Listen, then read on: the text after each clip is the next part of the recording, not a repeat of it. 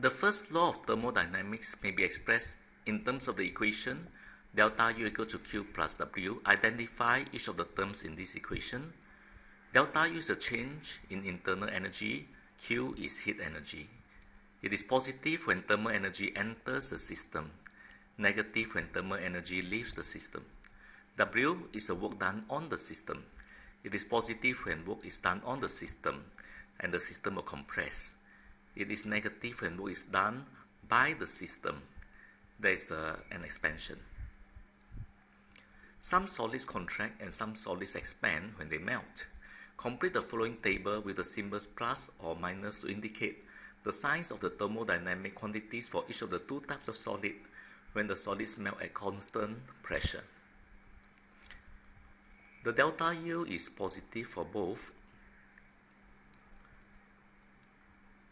Heat enter the system and work done is positive when the system contract and negative when the system expand.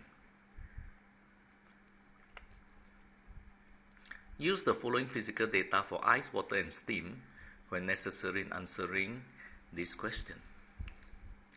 Explain why there is no change in kinetic energy of the molecules when ice at 0 degrees changes to water at 0 degrees. The kinetic energies of the molecules depend on the temperature. Therefore, there is no change in kinetic energy of the molecules when ice at 0 degrees changes to water at 0 degrees. They are both at the same temperature. What determines the internal energy of 1 kilogram of a substance? The number of microscopic particles is proportional to the mass of the substance. For fixed mass of 1 kg, the number of microscopic particles is fixed. In this case, the average potential and kinetic energies of these particles determines the internal energy of the substance. Determine the specific latent heat of fusion of ice. At 0 degrees Celsius, the potential energy of all the molecules in 1 kg of ice and water is 0 joules and 3.36 times 10 to the power of 5 joules respectively.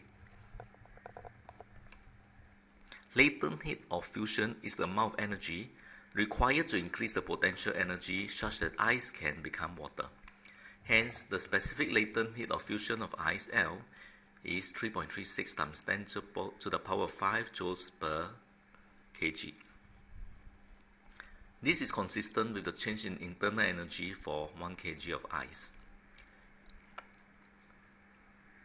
Calculate how much work has to be done by 1 kg of water in order to change to steam at 100 degrees Celsius and at atmospheric pressure of 1.01 times 10 to the power of 5 Pascal. Work done by 1 kg of water will be P times delta V at constant pressure, and that will be 1.69 times 10 to the power of 5 joules. Use the first law of thermodynamics to calculate the specific latent heat of vaporization.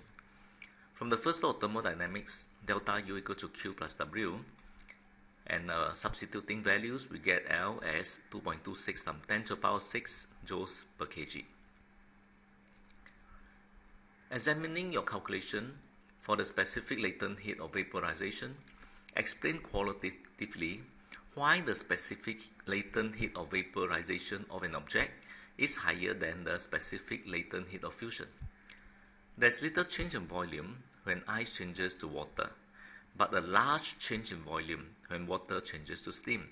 Thus, there is substantial work done when water changes to steam, meaning more heat input is needed for the work. This work is the work to push against the atmospheric pressure. The specific latent heat of vaporization of an object is therefore higher than the specific latent heat of fusion.